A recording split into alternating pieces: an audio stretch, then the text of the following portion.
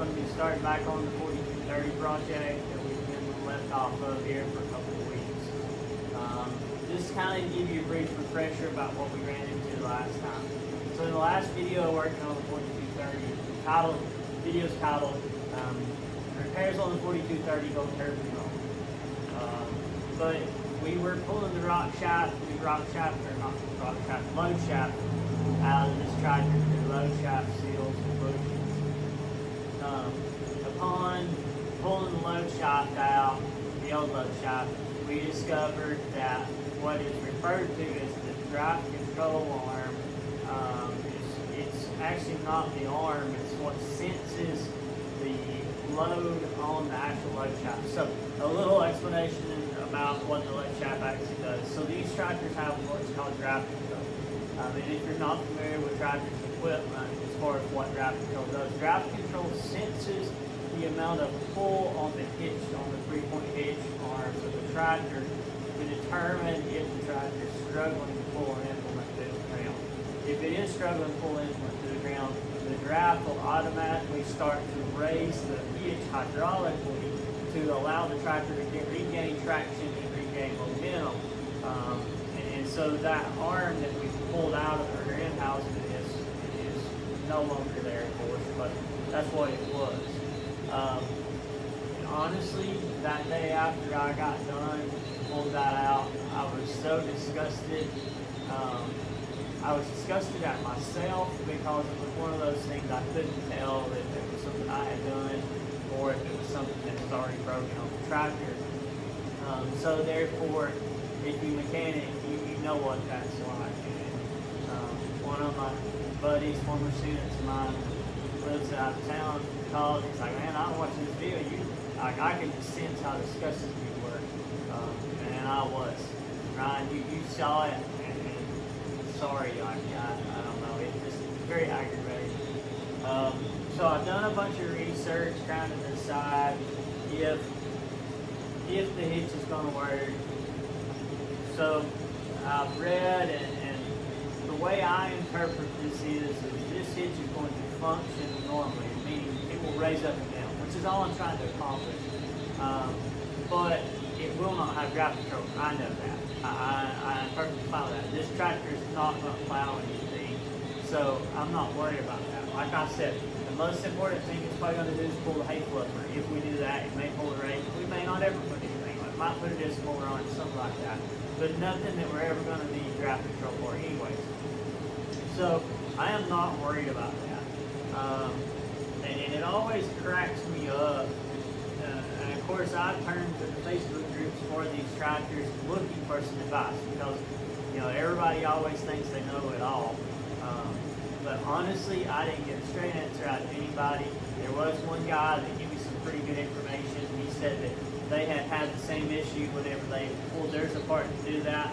And I kind of figured he didn't even know what the part was, but he knew it. He said, I remember seeing that. And he told me that their hitch would go up and down, but he didn't really know if it fully functioned like it's supposed to. So instead of trying to fix this tractor the way it should, in order to do that, like I said, the platform has to come off, the upper rock shaft has to come off, and you have to go in from the top side. So I am not doing that on this tractor. So what we're going to do this afternoon, I have still got to get the front pin out of the wishbone underneath for the drive control. We're going to replace it in the bushing.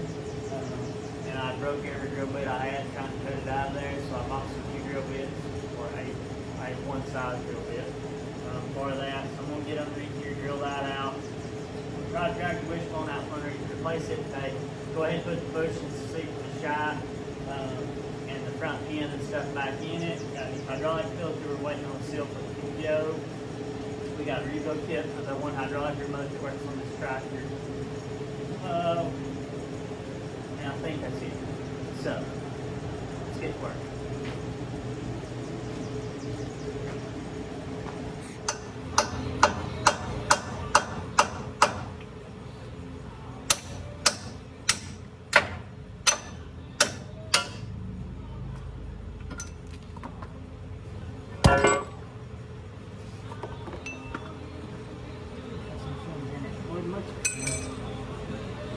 Woo!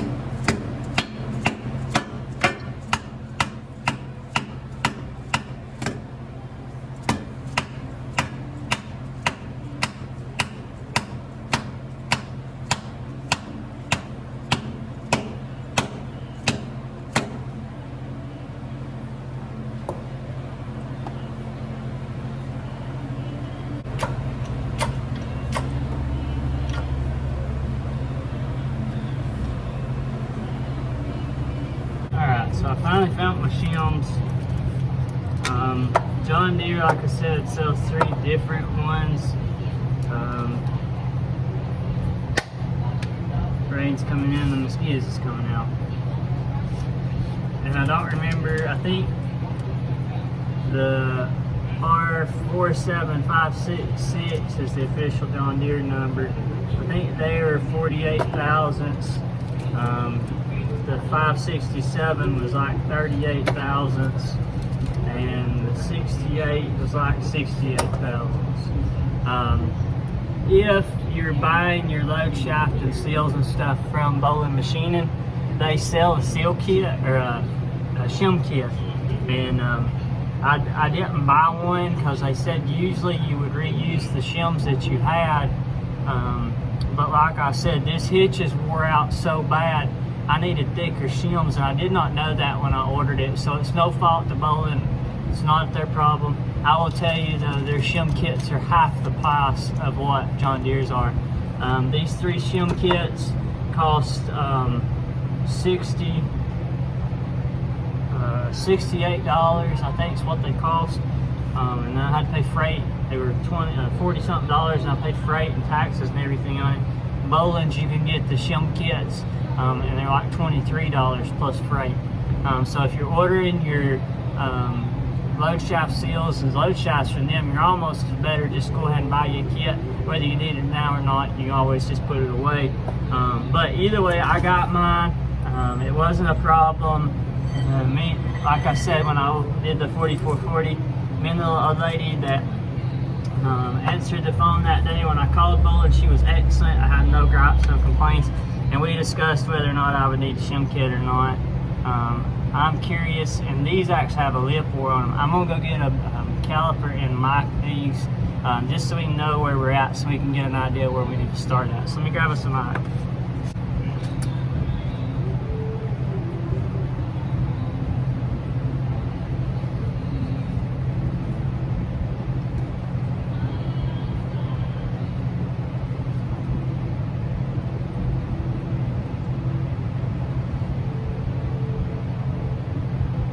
There's like 10 thousandths of an inch wore off of these. They were originally 38 thousandths. They're like 37, and in between 37 and a half and 36 thousandths of an inch. So they've wore enough. We will not reuse these. And the hitch is wore enough. I think I'm actually going to start out with a 48 thousandths and see what we can do. I'd like to tighten this hitch up as much as possible. We get it all cleaned up and everything before I put the drawbar back in it. I may wind up doing some welding on it. Check, make sure I told y'all guys right. Yep, 48 thousandths is what those are. So that's 48 thousandths on each side, so that's a 90, well, 80.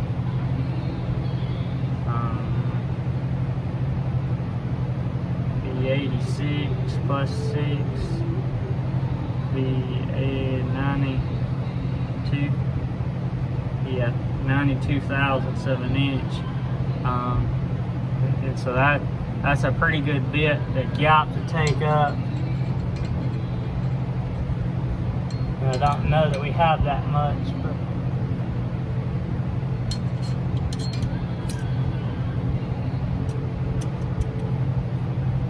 I would rather it be a little tighter and a little looser because it's only going to wear in.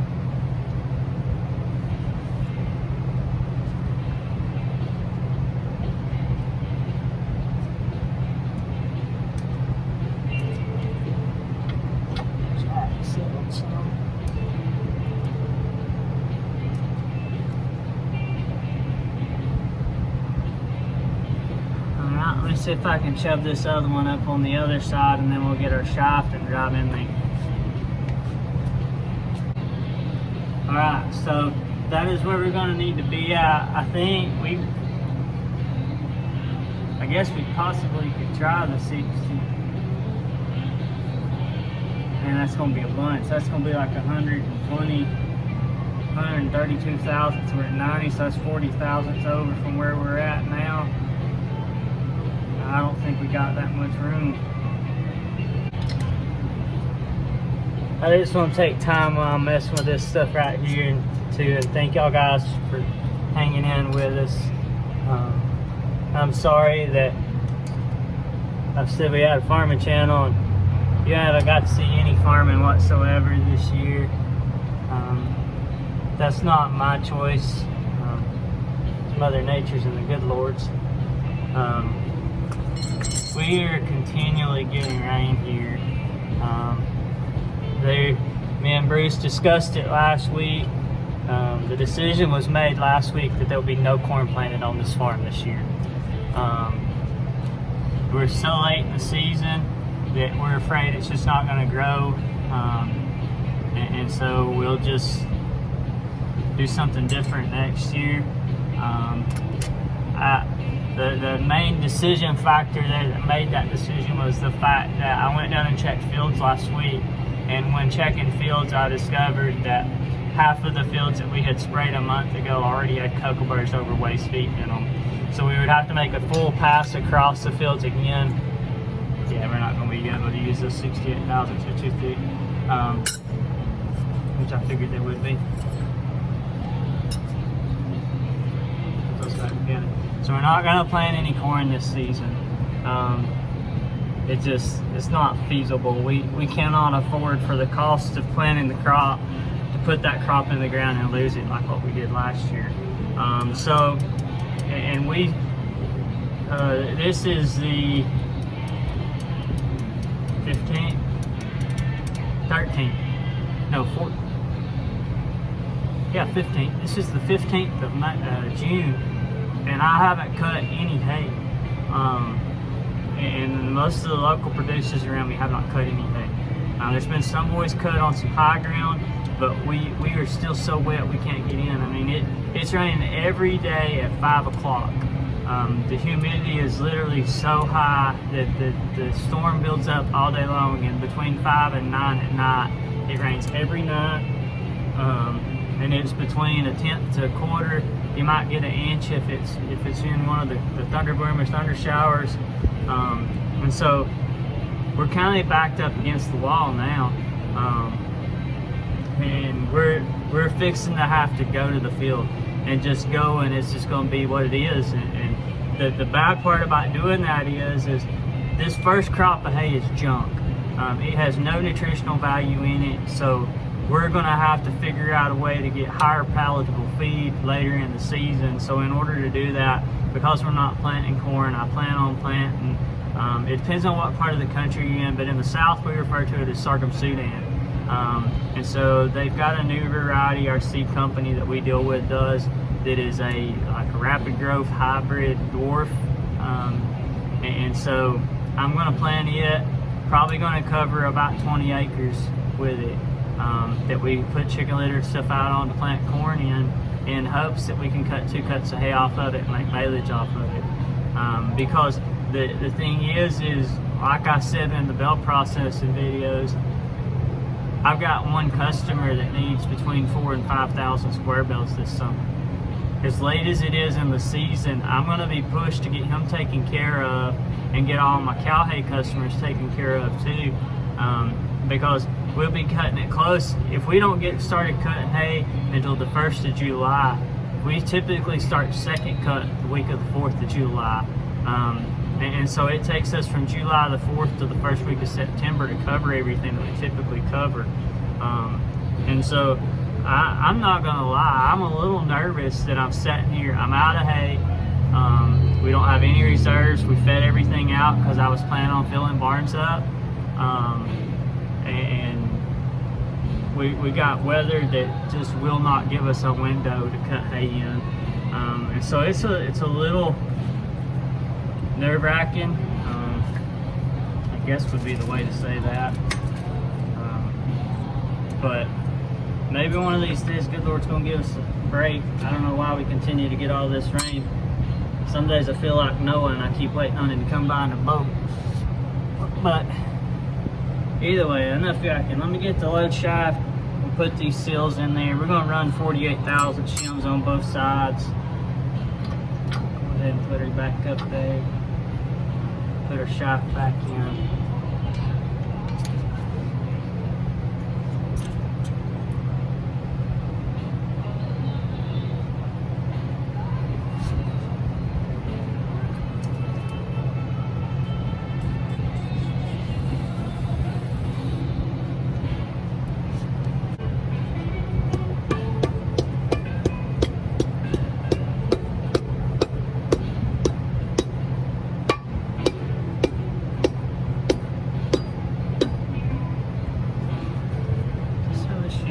Side of it.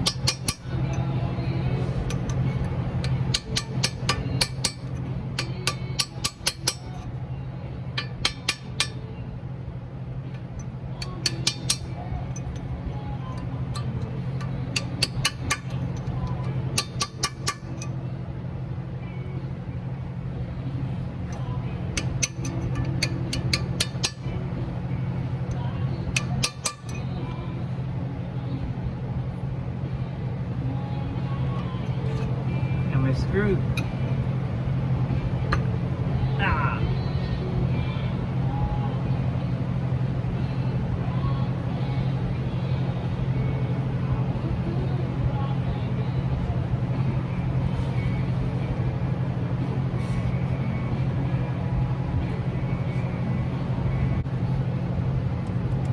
I did. There we go. Alright. Same thing in reverse order on the other side.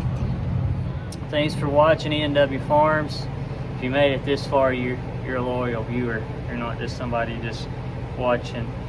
Hope you enjoyed it. Like I said, I'm sorry we're not back in the fields. I want to be in the fields, but I can't stand it. But weather just won't let up, and there's no reason to go out there tearing fields up just yet. So don't forget, live stream June 21st, 9 p.m. Eastern Standard Time. Submit your questions in any video before the 21st. So you got two more options after, well, one more option after this. Probably won't have a video next Saturday on the 21st if we're going to do a live stream. So you got a video. Matter of fact, this will be your last chance. Get your questions in now. Because I forgot, we already got one filmed up for tomorrow. For Monday, so you'll see that before you see this one. But either way, leave questions in the comment. It's just hard for me to read questions during the live stream because I'll be the only person there watching it, trying to read the chat and everything. But I'll see y'all Saturday night, June 21st, 9 p.m. And we'll see you in the next video. Thanks for watching, guys.